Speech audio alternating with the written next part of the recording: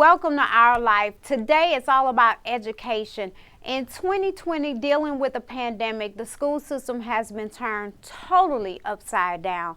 So when I return from this quick break we're about to take, I will have educators with me from here in the state of Texas as well as the state of Georgia, so we can get a clarification on how the educational system is working now with the teachers being at home and in school. And then now we're in the process in some states of going back into the buildings and the school system. So when we return, I'll have my educators with me and we'll try to peel back some masks and get some clarity on education for our children. So we'll be right back.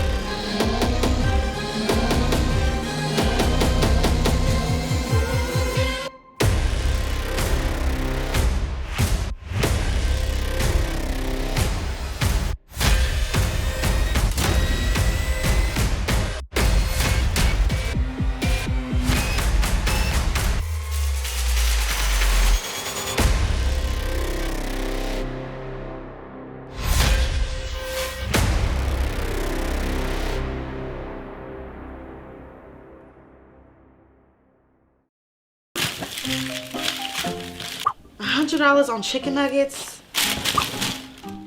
$100 on chicken nuggets. Really? How'd you get in my house? I'm with Wisdom Tax. Wisdom Tax, so you can help me with all of this. Most definitely. Looks like you need help in bookkeeping. So what about maximizing my refund? We can only maximize your refund if you get organized. Here at Wisdom Tax and Financial, we'll teach you how to be free. Free. Free. Free. Free? Awesome. So I can be free of these receipts. Most definitely. Please give us a call. Thank you. Can you free yourself out of my house, please? Only if you promise to give us a call. I'll give you a call. So I can be free. Wisdom Tax. Learn to be free. And we're back, guys, with my first educator, a very good friend of mine. She's a sponsor to the show, the one and only Miss Kim Mason, the CEO of Women Cultivating Greatness. Thank you so much for coming today to hang out with me. I love your hair wrap. Oh, thank you so much. And thank you for giving me the opportunity to talk about what I love. Always, always. Tell us what's new. I guess I want to start off with that. What's new with Women Cultivating Greatness? Well, Women Cultivating Greatness is continuing to help women who learn differently, provide economic, educational, and emotional support. We have our classes every month that are still going on, and we are going to start doing some things about jobs and what to do to get a job, how to land a job. We're gonna go back to them classes. So hold that little bit. Just we're gonna go back to that. But how important now in 2021 is it to uplift women in their journeys? Because 2020 was horrible. Yes, it was. And then 2021, that looks like a part 2.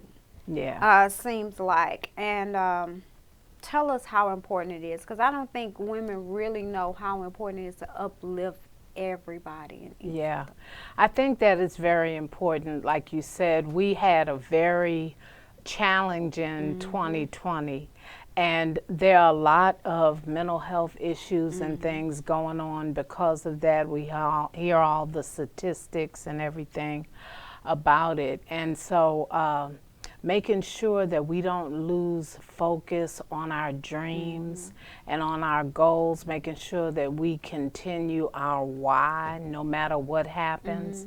Because when you are doing something that you love, that will help you, move through the funk that we had in Exactly. 2020. Exactly. Right. So I know you work a lot with individuals that are dyslexic. Yes. So tell us a little bit about your journey of being dyslexic.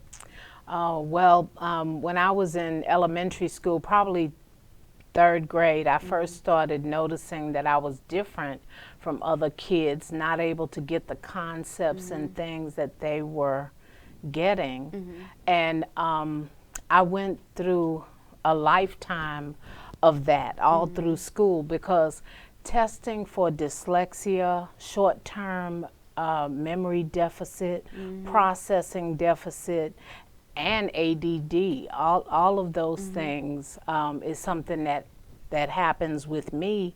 And testing didn't start until 1980. So I'm kind of aging myself. So by 1980, I was already in the 10th grade. So you mean to tell me they did not have any type of testing for that early on before 1980 in the school system? Not at all. So what not did at they all. just think? Kids were just didn't want to learn? Right. And when I was in elementary school, there was a class at the end of the hall on the right. And if you couldn't keep up, that's where they put you, whether you were physically, emotionally, mentally disabled. And so I spent my whole life making sure that I didn't get put In that class. in that class, because the kids in that class were teased all the time. So I would take the information that the teachers were trying to teach me, and I would go home and teach myself. And I learned that if I read a paragraph backwards, I could retain it and understand it more.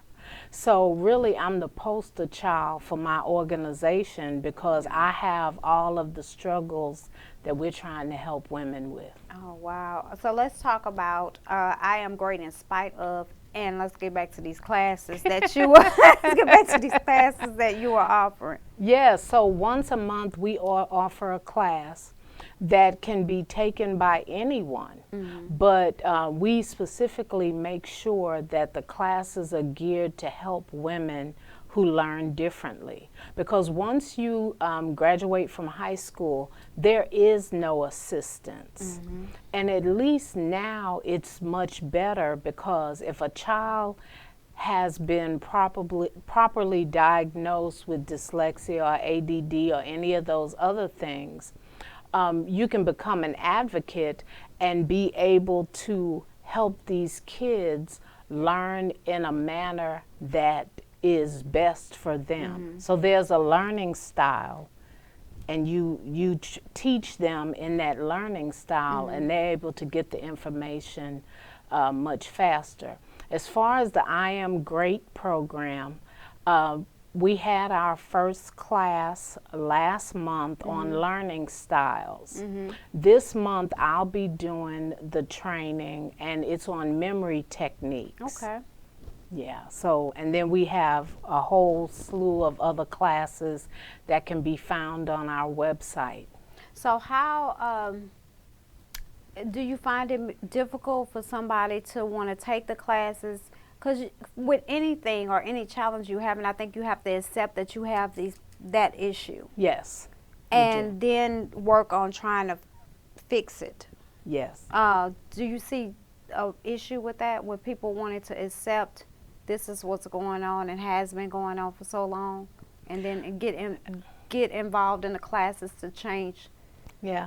You know, I have not had that problem, because I think that by the time you become an adult, you're pretty sure that something is going on, even though you may not be able to determine exactly what it is. That's one of the reasons why we give people screenings. If they say, you know, I've been noticing I had issues in school or what have you, and we screen them, and we're able to tell them if they do have these disorders. What I'm finding by talking to educators is they say, like, kids who are in elementary school, middle school, it's not that the child is not accepting that they learn differently, it's the parents. That's what I was just fixing to say. It's the parents. Oh, no, it's not my child. Yeah. My child doesn't have dyslexia or Yeah. whatever, but no. So what would you say to somebody that has a learning disability but is still scared to come forward and remove their mask? Or even that parent that's still in denial? Right. Whenever you deny anything, it doesn't help the situation. I always say that you have to face your fears in order to conquer them. And I don't, like in our classes, I don't force people to say, you know, I'm dyslexic or anything like that. It has to be an individual thing in which you're willing to discuss it. So that's why, you know, women who don't have dyslexia can attend our classes. But we do encourage women who really need our classes to attend. And I receive personal phone calls where people will say, you know, I don't want this to be out in the public or whatever, but I want to go to the classes, and we encourage them to do that. When we're in the classroom, you know, we haven't been in the classroom. It's been a lot of Zoom calls. Yes. But when we were in the classrooms before the pandemic, you know, I make sure that I don't show anyone's face. Yeah. Who is in the classes. Okay, okay. And what are some words we're going to touch just a little on before we close out this segment on business? So what are some words of wisdom that you can give someone that wants to start their own business, but fear holds them back? Ooh, that's a big question. I just say do it, and yes, I think yes. When I decided to have the nonprofit organization, Women Cultivating Greatness, you know, when you're given your purpose, you just like, let's get it done. You're all excited, and I just ran off and tried to get the 501c3 and the DBA and all this other stuff, and I spent a lot of money that I could have saved, you know, because you can fill out an IRS form and get your 501c3, but I hired a company to do all of that for me. Oh, wow. And I paid money for something I could have Googled and just put on there. And I didn't know that. Yeah, yeah. So the first 501c? advice that I would say is to do your research. Yeah. Do your research. I want this type of business. This is my mission. This is my vision. This is what I would like to see this organization be a year from now, whether it's a nonprofit or a profit or for-profit. And people who ask me, how did you set up the nonprofit and everything, I tell them, take at least 6 months, because Monique, I had everything done and I didn't even have a mission statement. And that just was backwards. You need to have the mission statement first. Yes, yes. And I didn't do that, you know. And I'd like to say that was the first time that's happened. But when I'm given a vision or a thought, it's like I just want to run with it. And I am learning to even control myself. I think that's how I was 10 years ago when I first started with TV. Sure. And now I just move at my own pace. Right. Right. And I really don't get excited about nothing. I don't know working. And there on that. is, and the second thing I would say is that there is no competition. No. So many people are out for competition and to be she's seen. doing that. Yeah. Yeah. But if it's in your heart, that's where I think it's best. If it's in your heart. And that's how you're going to continue to move up. Yeah. Because you're doing it for on your purpose. That's right. Not That's to right. be seen and all that extra stuff. So tell everybody how we can get in touch with you and stuff like that. Okay, well, it's my name is Kim Mason. The name of the nonprofit organization is Women Cultivating Greatness. We have a website, womencultivatinggreatness.com. I also have a Facebook page, Kim Mason, and we have a new Facebook group. It's called Differences, Similarities, The Way Women Learn. Okay. And so we put information out there, tips and techniques, things that I've done years and years to be able to grasp quickly and be able to move forward. And you know, I just thank you so much for letting me. Every time I talk about women cultivating greatness, it just means so much to me. You know, this is who I am. This is who I am. Well, thank you for being the show sponsor, for always believing in this journey that I have been absolutely. on, and always thank you for taking my call when I'm calling to say, hey, I need for you to be on. I need for you to be on the show. And So, you will call at 7 in the morning. because I'm up. Isn't everybody up at 7 in the morning? Because I am definitely up at 7 in the morning, and we'll call or text at that time too. So I want to thank you again for being here with us. When we return, we will be in my home studio with my first educator out of Atlanta, Georgia. So we'll be right back. Do you have less than perfect credit? Are you getting denied for loans and credit cards? Well, contact us today for your free consultation and learn the secrets of financial freedom. We can help with late payments, collections, judgments, bankruptcies, will, trust, and more. We get results. Let us help you. For more information, contact Nikki Ferguson at 281-788-9462. The Adolph Group at Equity House Properties. We provide residential, commercial leasing apartment locating. We provide consulting on home buying, home selling, and credit restoration. We help with private investments through All Faith Investment Corporation.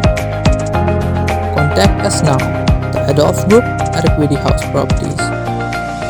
We make real estate your reality. So guys, we're back, and I am now in my home studio with my first phenomenal educator from Georgia, Miss Keandra. So welcome to the Our Life TV show. Thank you for being here with me finally on today. So thank you for taking time out of your schedule. We're on different time zones, but we're going to sit down and talk to you today and try to start off peeling off some of the masks on education and how it's been since 2020, because it's kind of been upside down and everything has been turned around. So I want to get into that with you, but you are an educator and have been for 8 years.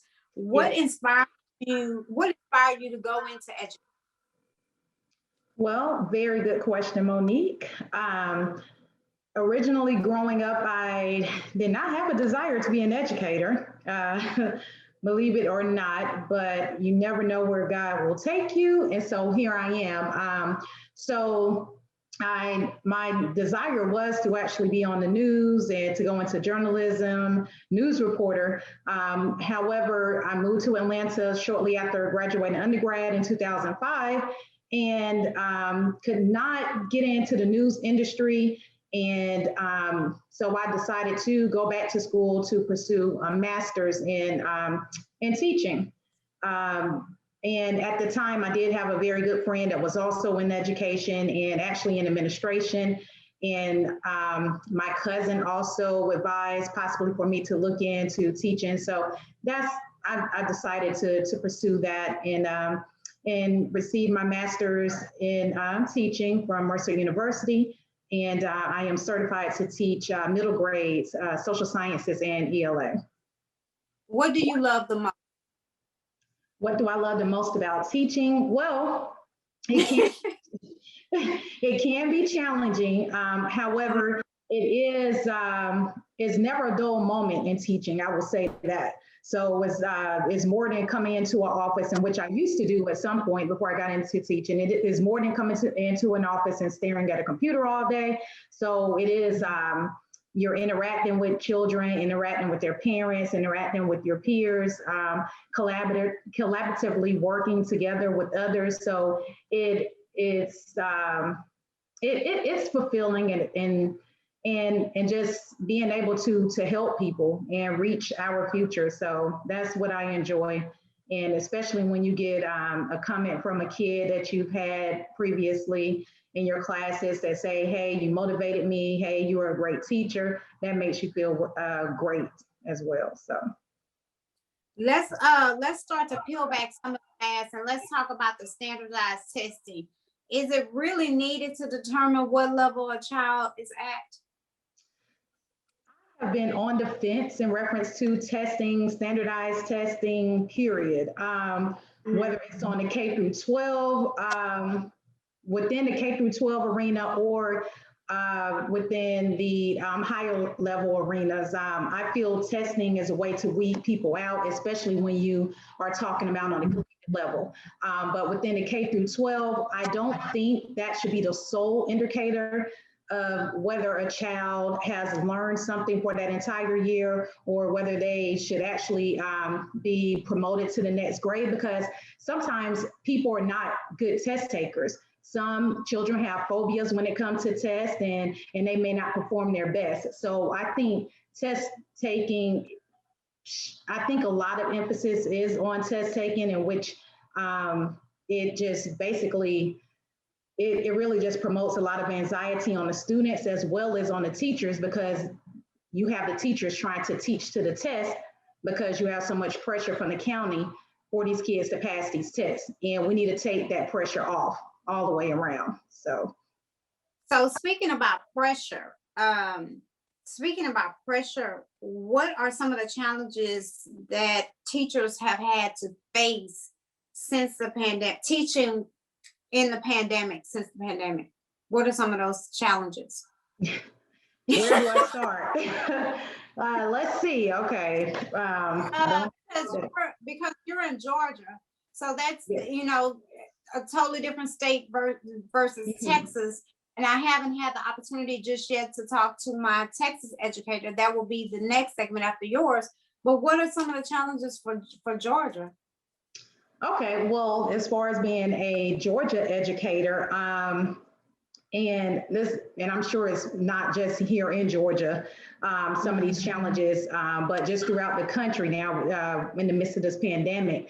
I know one thing is just trying to get the kids to participate in virtual learning.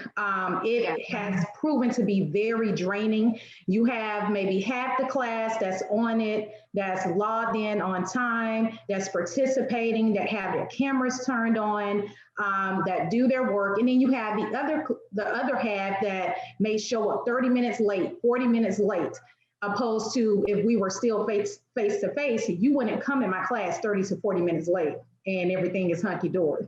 That would not go down. So that is very irritating and very challenging. And then on top of that, you want the kids on to learn, because obviously, you know, it's being said around the country, even around the world, oh, the kids are falling behind during virtual learning, get the kids back in school, and et cetera.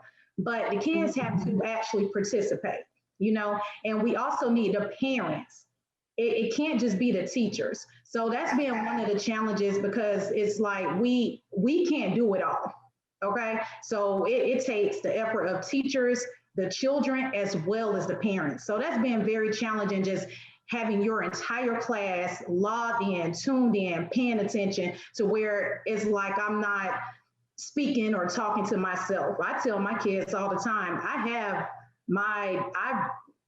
I'm out of elementary school. I'm out of middle school, high school. I have two degrees. I don't need to learn this information again. I'm trying my best to teach you, and I just need you to get on board and participate. So that's been one of the greatest challenges. And then also with our resources, we've had to change, just educators, you know, we've had to, basically everything is digital now. So we're having to turn our resources into digital platforms and learn all these different digital platforms on top of planning and teaching and being on call 24/7 for parents. I have parents messaging me at 9 o'clock on a Well, Friday. hold that thought, because we're gonna get to the parents. But what do you think that the kids? What is one thing you think that they're missing? The kids are missing the most. Obviously, that social interaction in which they would receive if they were face to face, of course. And I understand that even adults, even we are missing that, especially if we are living by ourselves, such as myself currently. But I do say I don't feel that social interaction is actually worth someone possibly contracting COVID and losing their life. Exactly. Well, now back to the parents. What tips can you give parents to help their children from home and not be overwhelmed? Because parents before COVID will put their kids on the school bus and send them to school, and then the teachers became the parents for what, 8 hours a day. Then when COVID happened, the parents had to be parents and they had to Their be kids. teachers. So they are totally for real overwhelmed, and they ready to send their kids back to school, COVID or not. They need to go back to school. And that's just how I look at it from I listen to and see on the news how they talk to some of the parents. And a lot of them, you can tell that they're overwhelmed. It's not just the fact that your kids are really losing out on education wise, but you're really overwhelmed and you're ready for them to get out of your home for a couple of hours at least. So what can you give the parents to not be overwhelmed? Because it's up and down with the school. You either the kids are at school or they're being taught online. So it's kind of up and down until the virus goes away. So what can you tell the parent? Well, one thing I would like to say to parents, welcome to the real world of your child.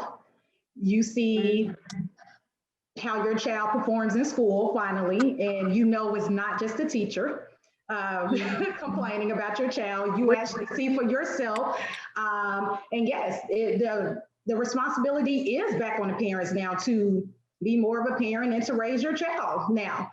Unfortunately, well, I'm not going to say unfortunately, but due to the pandemic, which that's unfortunate that we're going through this. As far as something to calm their nerves, most of the things is the parents are like, wow, why is my child failing? Because your child has 20 missing assignments. That's why they're failing. So one thing just to parents is to, I know these are your babies, but don't always take them for their word or at their word, because I am seeing a lot of these children, especially the children that I currently work with that are in homes that are not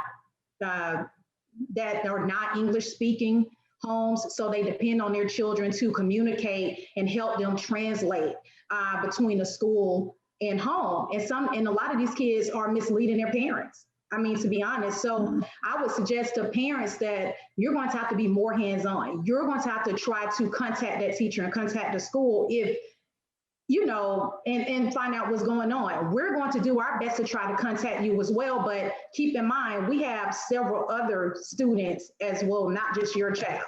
When you may just have your one child or two children in which you can try to keep up with a little more and gain more information on what's going on.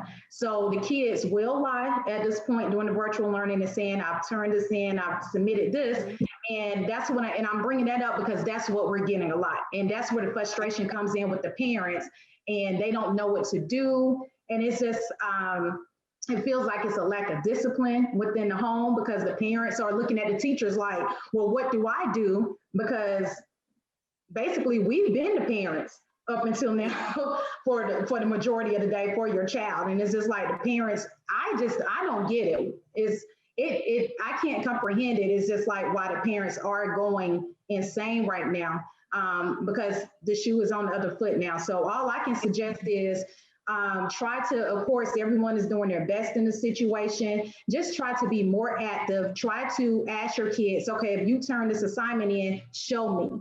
show me where you turn in. Don't just go by the kid's word at this point, because that's what's going on. And that's what's causing a lot of frustration with the parents, because they're going by what the child says instead of following up. So. So what would you, before we go into ending your segment, what words of encouragement would you give educators? Because since 2020, the pandemic started worldwide, you've had teachers resign. At this point, teachers are like, should I go back? Should I not go back? Teachers having to adjust. They're even overwhelmed and stressed out. What would you tell an educator such as yourself to motivate them, empower them to keep going? Well, I honestly will say just stay prayed up, as well as another thing on a lighter note, spring break as well as summer break is around the corner, fellow educators. So just stay strong, stay positive, and also take those much needed breaks, because I found myself constantly on my computer now, steadily working 9-10 hours a day. And then on top of that, trying to respond to parents, the overwhelming messages from parents. We're about to our kids are starting to come back next week, actually. So on top of us being educators, having to already plan and still implement,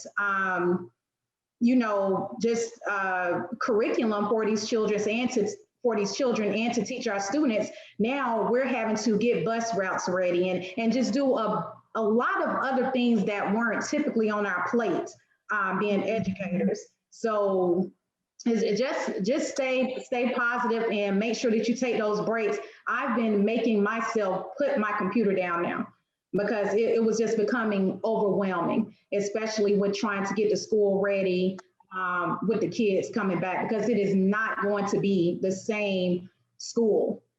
It's just not going to be. And I think that the parents as well as the children will actually be shocked once the kids get back in. I'm just speaking here at the school that I'm at.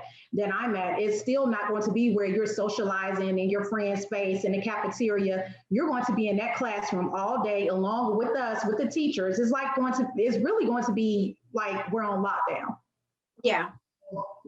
And it's also scary in reference to a lot of educators, including myself, because now we're having to eat lunch in the classroom with the children. Of course, you have to remove your mask to eat. So now we're in a classroom, which we found out on March 29th, is no longer cohorts, meaning smaller classes. It's whomever that wants to come back. So I can have up to 20 kids in my room. So those are things that we are fearful of. And a lot of people are saying, well, the kids need to be back in school. Okay, we get it. But as educators, at least let us keep smaller classes, instead of it basically being a free-for-all starting on a certain day at the end of the month. So. Well, thank you for that information very much. But before we close out this segment with you, you are not just an educator.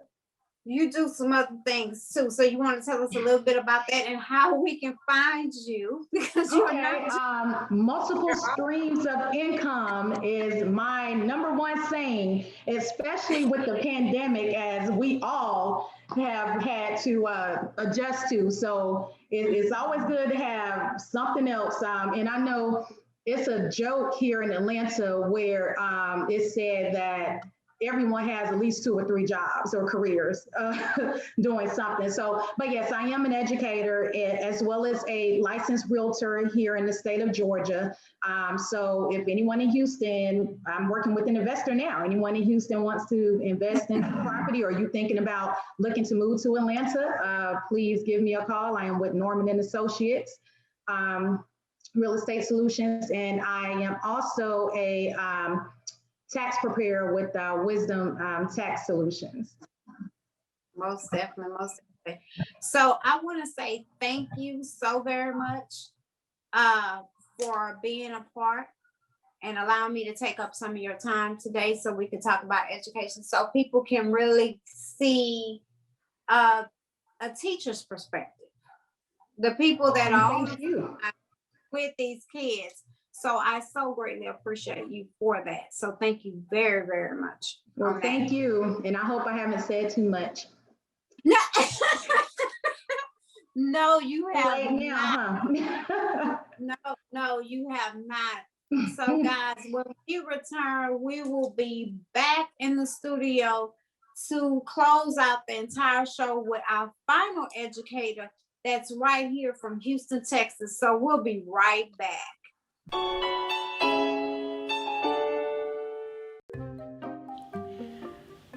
Wisdom tax. Maybe I should give him a call.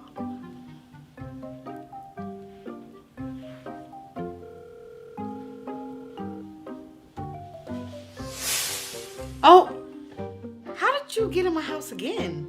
Now, you know I told you I'm with Wisdom Tax. Well, I'm glad you showed up because I think I'm ready to get started. Great. Look, I just need you to do one simple step. Visit our website online, www.wisdomtax.org. All right, fill out the application and we'll get back to you, maybe even in the next 10 minutes. Awesome.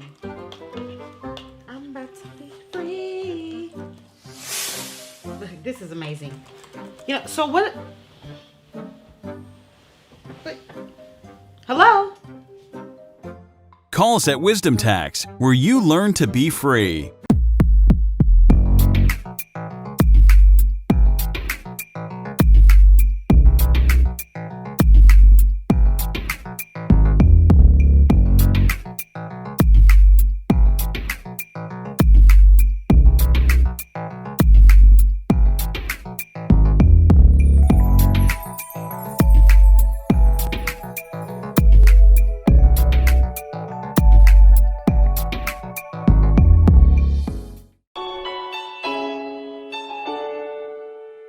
We're back, guys, in our last segment with another phenomenal educator, and this educator is right here from Houston, Texas. So I want you guys to help me welcome Miss Judith Hicks for being with me. Thank you for being with us today.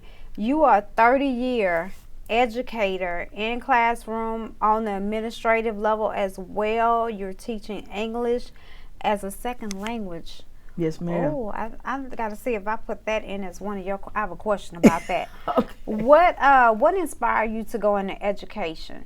Well, my love for helping others as well as my love for children. And when I was young, I asked my mother, Mother, what do you think would be a good profession for me to get off into? What type of helping profession? And she was like, I said, well, I thought about nursing. I thought about education. I said, nursing, Mother? She said, I don't know if you're going to want to give shots and change bedpans and stuff. So she said, I said, well, okay, education. She said, yeah, I think that'll be a good one. So, I went to my mother for advice, and I love to help people. And so here I am. What do you love the most about teaching? Well, I love children. I love the light in their eye. I love to see them grow. I love they're so sincere and so authentic. They are. They're very genuine. I mean, when they hug you, you can really feel the love and the sincerity in their hearts. And so I teach little ones, and you get a lot of love and hugs from very small kids. And like you say, they're very sincere. Yes. They are just like pure almost. For the most part. Some Yeah. of them are kind of bad for the most part. It's So challenging, yes. let's get into this a little bit, because 2020 turned the educational system upside down. Yes, ma'am. And it revealed a lot of stuff about the educational system and how things were done, and how we really can adapt and do things in a different light and all this stuff. So let's talk a little bit about the standardized testing. Is it really needed to determine what level a child is really at?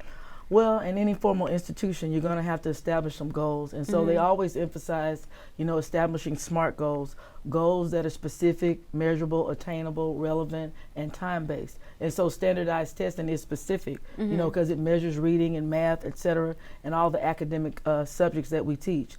And, you want to challenge kids, and you want it to also be possible or attainable. And so we're trying to teach them to be productive members of a global society. So we try to make things relevant, and we try to teach about the economy and the world order, et cetera. And so yes, I think it's necessary. It's time-based because they know that we do it every year. But I know recently with COVID and these different pandemics and the different global crises that we've been in, we are testing, but some of these tests aren't counting like they have in the past. Okay. Because it's in the news now that the rating that they normally give for STAR tests, the A through F rating that they normally give, they say that TEA is not going to give it, but they are going to visit the data to measure where the kids are. Okay. So since COVID-19, some kids are students online, others in person. What do you think they're missing the most? Well, at the elementary level with the smaller kids, one thing we like to emphasize is obtaining social skills, being able to interact well with your peers, being able to interact well with others, learning simple things like waiting your turn. You know, we live in a microwave society. Yeah, we Some do. adults don't like to wait in line. Some adults don't want to take turns. Me first, me, I. And so when kids come to school, we teach them to work in groups, cooperative learning. We teach them to collaborate with one another. So I'm saying they're missing out on some of that, on some of the communication skills, on some of the ability to wait their turn. They have to learn patience, restriction, self-constraint, deferred gratification. Yeah. You can't always have everything right now, but that is what many children want to have.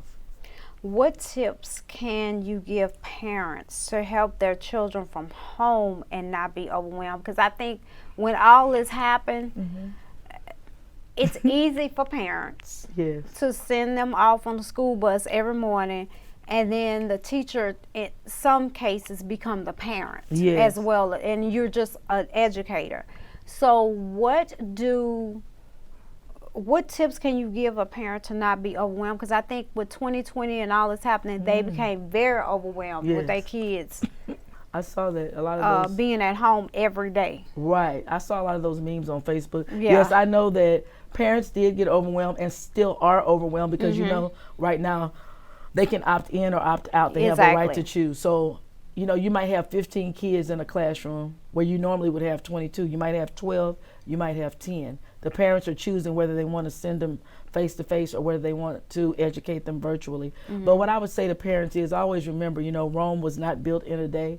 You know, you have to take your goals, your educational goals or your academic day and break it down into bite-sized chunks that are easy. Remember, anybody can eat an elephant one bite at a time. Yeah. But if you're going to try to look, oh my God, I've got to do math, I've got to do science, social studies, read, I got to do, if you look at it like that, yes, you're going to be overwhelmed. You need to establish a time, you know, like an agenda for the day. From 7 to 8, we're going to do math. From, 8 to 9, we're going to do reading. And you also need to incorporate brain breaks. They tell us to incorporate brain breaks because just like the parents become overwhelmed, the children become overwhelmed and they get on detail overload. So they've got nice brain breaks on YouTube, you know, that they can move, incorporate some movement. Nobody wants to just sit it and get it, you know. The sage on the stage is over, you know, where the teacher just stands up on the stage and just talk, and you just sit it and get it. Allow the children to move. They've got brain breaks, Gold Noodle, different type of Jack Hartman, different types of videos that allow kids to learn and move at the same time. So allow them some downtime to wiggle a bit. Because everybody needs that, not just kids, but definitely adults. Because I take breaks. Sometimes I will shut everything off, or sometimes I'll play a game just to get away from whatever work I am doing. So what words of encouragement can you give to other educators to keep going? Because you've had some teachers quit. Yes. Teachers are simply overwhelmed because one minute you at school, the next minute you at home, you teaching online. I totally agree. So what words of encouragement would you have for even the educators at this point? Yes, I would always say, remember your why. You know, why did you go into education in the first place? If it's your love for children, quite naturally, I know it's not for the money and it's not for all the bureaucracy and red tape and paperwork that you have to complete each day or each week, each month. So remember that you love the children, so you need to allow that to be your impotence, allow that to be your momentum that keeps you going. Remember daily when you get stressed, I love the children. Remember daily when you want to quit and throw in the towel, I'm here for the kids. Because at the end of the day, I've noticed the kids, you know, they hug me at the end of the day. They love me. And then when the kids are happy and when parents see that their kids are happy, 9 times out of 10, they're going to be happy with you. Exactly. And they're going to also want a hug. I know it's COVID, we fist bump, but when the parents see that you are embracing their children, no matter race, creed, or color, they embrace you as well. So I always try to keep the kids at the forefront. Not me, not my stress, not my situation. I put it all, on the back burner until the end of the day. Okay.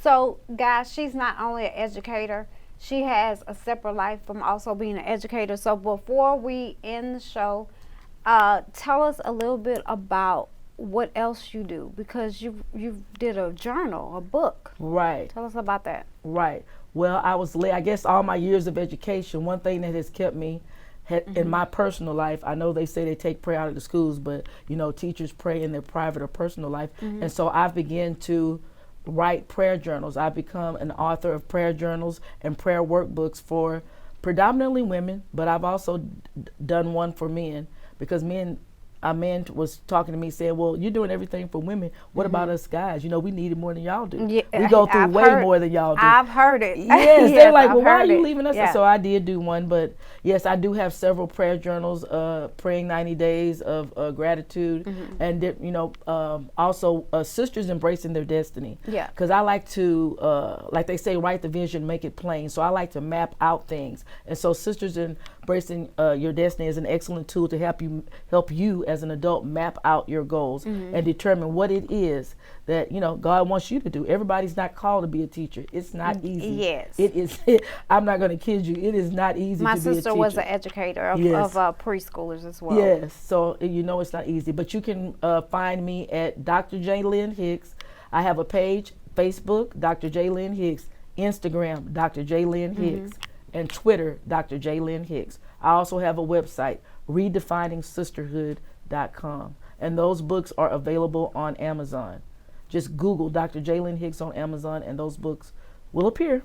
All righty. Well, guys, thank you. Thank you so much for being here today. You will definitely be back sometime on this show again, but thank you for being here. Thank you. And kind of opening the light with you, as well as my educator in Atlanta, opening up the light on what we've been through, what the little kids have been through, and how do we try to get them back on the right track. So guys, I'll be right back to close out this show, so stay tuned.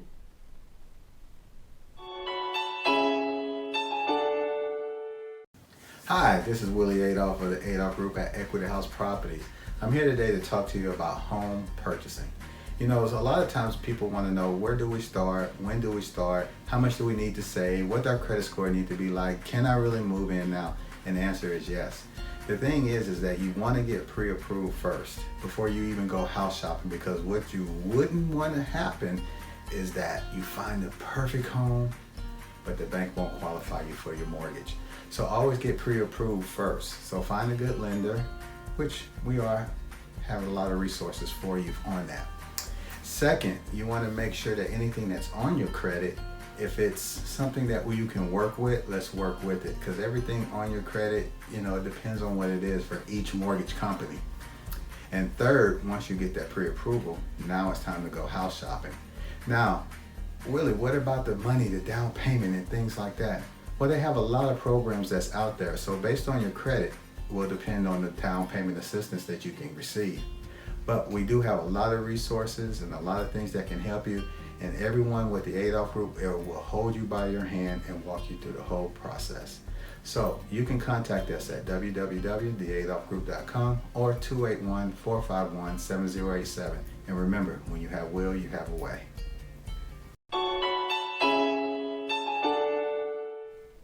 I want to say thank you to all my educators that was with me in the studio as well as the home studio. Hopefully, we have peeled back some of the layers on education today for everyone. Until next time, guys, when we're back in the studio with my awesome entrepreneurs, always empower, always encourage, pull up to the table without fear, but with confidence, and continue to remove your mask.